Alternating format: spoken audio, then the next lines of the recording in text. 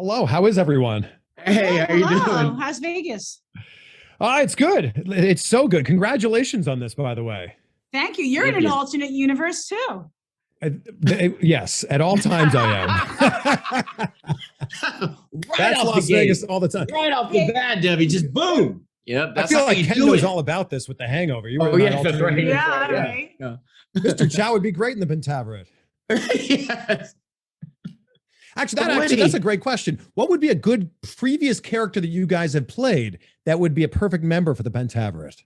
Oh wow. That's a good question. Well, I did. So I married an axe murderer. Yeah. But she would never make it into the Pentaverate.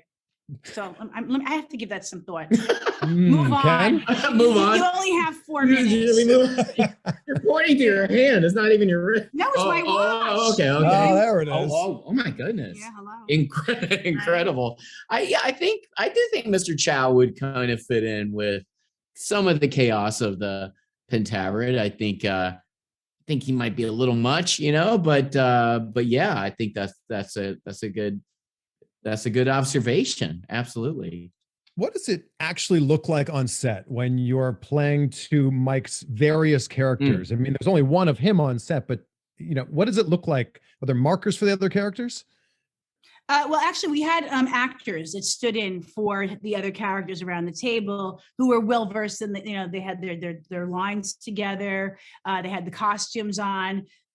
So we felt like, we had a room full of characters, but when Mike was in character, the attention only went to Mike because he made the character come alive. He was in prosthetics. He was in a fat suit. He didn't break character even when they called cut.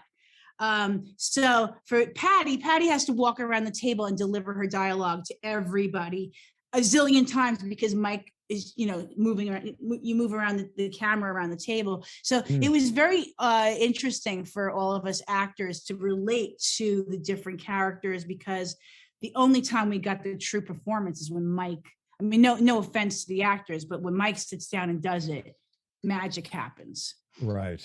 I'm fascinated by process, especially what you guys do at the highest level. What does learning lines look like for both of you guys? What's the process there? Well, for me, I run lines with a friend. I did it via Zoom. He has a script. We run it. Then I'll go on set the next day, and Mike will go, "I'm going to give you this scene. It was my scene, but I want you to do it." And it's about 5 pages. So I'm in my 50s, man.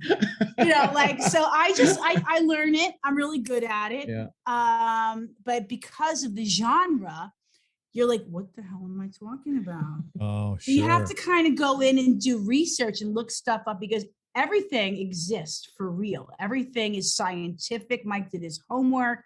He knows what he's talking about. It applies to the future, to the past, to theory, conspiracy theory, technicality.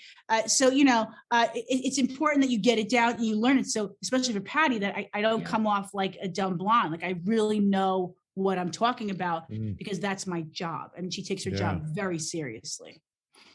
Ken, what about for you? How do you nail these lines?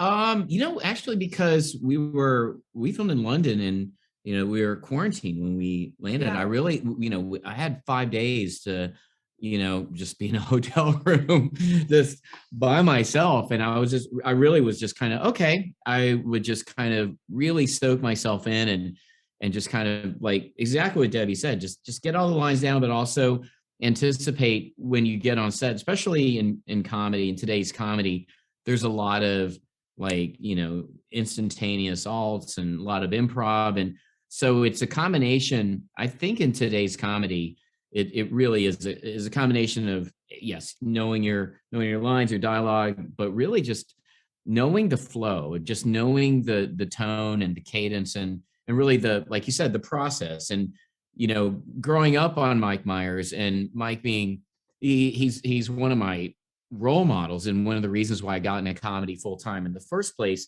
This is a guy who watched Austin Powers 2 alone multiple times in the theaters, and like knowing the tone and knowing what he was looking for, that was not a problem because just being a lifelong fan of his work. it was something I just jumped at that opportunity. So I was ready to go anywhere, whether wanted to do a scripted, wanted to go completely this way or that way.